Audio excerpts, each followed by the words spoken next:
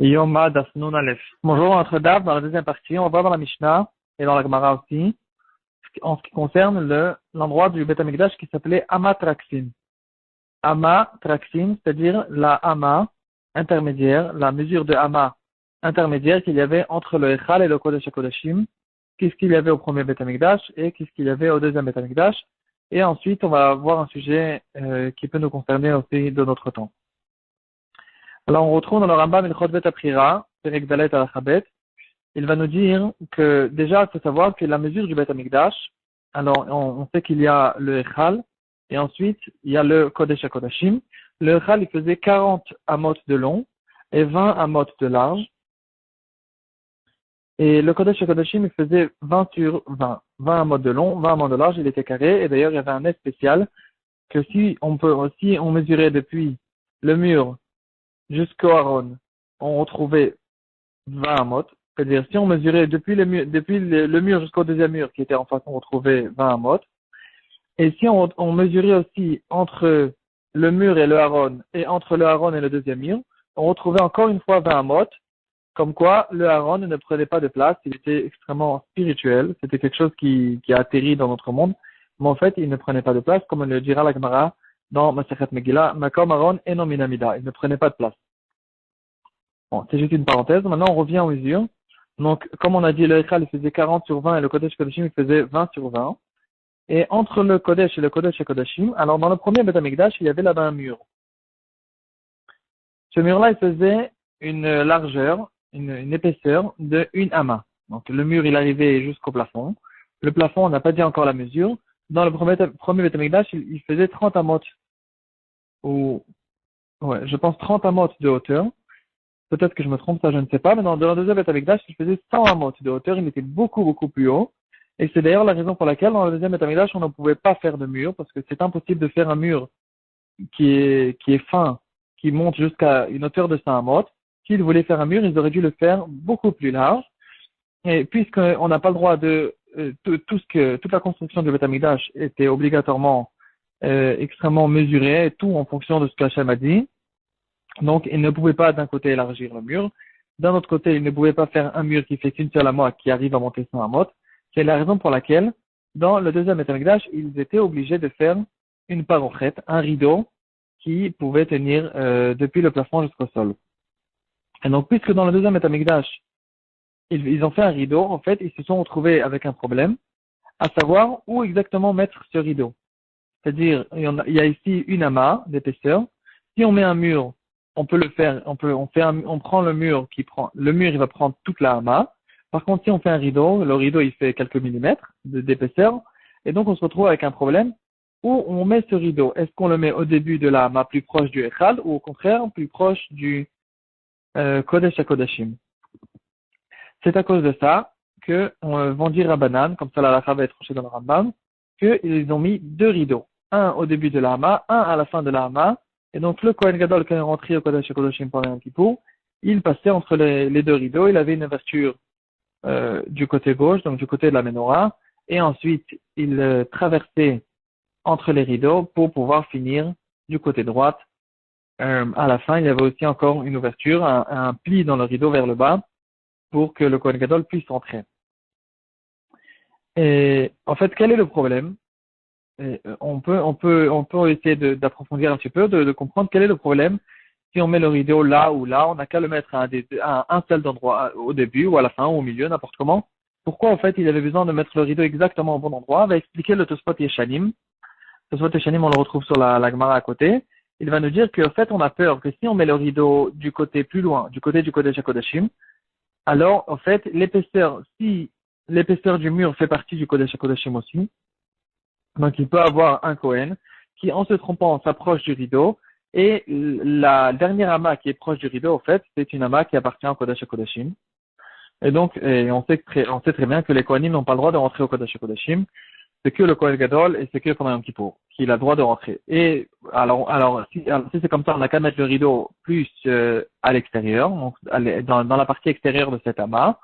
Là, ce qu'on a peur, c'est quelque chose de contraire, c'est que justement le Kohen Gadol, quand il va rentrer au Kodesh HaKodashim, s'il va faire la Ktoret proche du rideau, en fait, il se trouve peut-être dans un endroit qui s'appelle encore Echal, Et donc, c'est la raison pour laquelle on était obligé de mettre deux rideaux pour bien déterminer l'endroit, que jusqu'ici, c'est le Echal, et à partir de là, c'est le Kodesh HaKodeshim, mais entre les rideaux, c'est un endroit qui est en doute. Et d'ailleurs, si on revient au premier Beth Amikdash, il y avait un mur, et donc comment il rentrait dans le Kodesh HaKodeshim? En fait, c'était un mur comme le mur extérieur du Oulam, du Echal. Il y a là-bas un mur, et il y a un grand portail. Et c'était exactement comme ça qu'il y avait dans le Beth Amikdash. Il y avait un mur et un portail. Alors, c'est ça ce qu'il y avait au fait au premier Beth Amikdash. Et si vous allez me dire, bon, si c'est comme ça, on peut savoir où était le Kodesh HaKodeshim, parce que le portail ne faisait pas l'épaisseur du mur. Ça, c'est une question que relève le Mefarshim, mais ils vont dire qu'il y avait effectivement là-bas, au portail, il y avait un rideau qui faisait une épaisseur de une amas. Donc, c'était un rideau qui était extrêmement épais. Et c'est la raison pour laquelle dans le deuxième Beth Amikdash, on ne pouvait pas faire comme ça. Maintenant, on va essayer d'arriver à un sujet que relève le Shoot Bet Shlomo. C'est Rav Shlomo Drimer, c'était un des poskim dans l'Europe de l'Est d'il y a 150 ans. Il va relever un sujet dans la partie Orachaim, Chelakelev Siman Kafret. Et c'est une Keila, une choule de la ville qui s'appelait Zalyashchik. Voilà, j'espère que je mentionne bien le nom de la ville. En tout cas, cette ville, ils avaient besoin d'élargir leur choule et ils avaient une question qu'ils ont envoyée justement au Rav de Rav Bet Shlomo. La question était la suivante. Il y avait une grande choule et finalement, il n'y avait plus de place pour la Ezrat Nashim. Ils étaient trop serrés dans la choule. Ils essayaient d'élargir la choule. Donc, comment ils ont élargi la choule? Il y avait derrière la choule, donc du côté opposé du Aron HaKodesh. Le Aron HaKodesh, il se trouve au Mizrach. Donc, au Ma'arav, dans le mur extérieur de la choule, il y avait avant ce mur-là, il y avait une salle d'entrée qui avait un plafond très très haut. Donc, eux, ce qu'ils ont voulu faire, c'est de faire la Ezrat Nashim justement sur le compte de cette salle qui se trouvait au Ma'arav de la choule et de couper en fait cette salle en deux dans la hauteur. Alors, donc là-bas de faire des poteaux, de faire là-bas une Ezrat Nashim et comme ça pour arranger leur problème de place.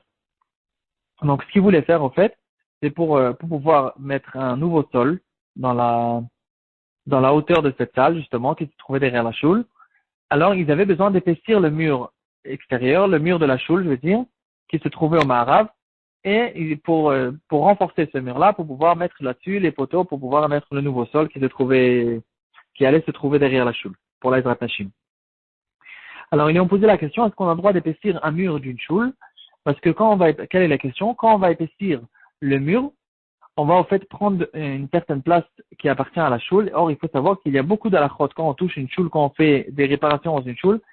C'est pas n'importe quoi, il y a beaucoup de halachot, il faut savoir qu'est-ce qu'on a le droit de faire, qu'est-ce qui est pour la choule, qu'est-ce qui n'est pas pour la choule, quel trou on fait, etc. On n'a pas le droit de faire aucune destruction, même une petite destruction d'une choule, on n'a pas le droit de faire sans bien vérifier la halakha ou demander à un rav, est-ce qu'on a le droit de faire dans ce cas-là ou pas.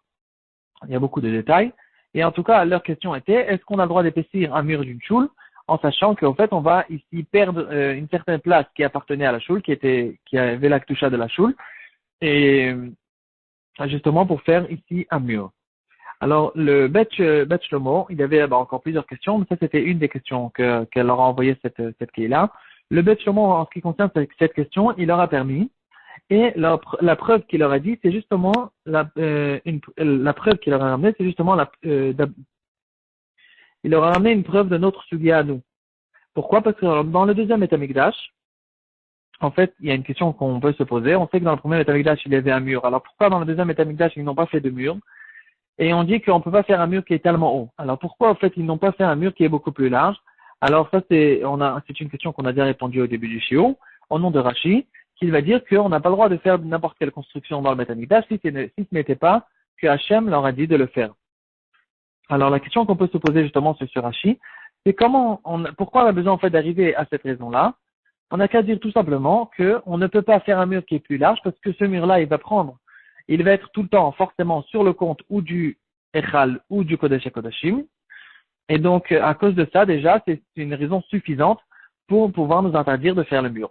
Alors, pourquoi on a besoin d'arriver à cette raison qu'on ne peut pas faire un mur plus large parce qu'on n'a pas été ordonné à Hachem de faire un mur à cet endroit-là.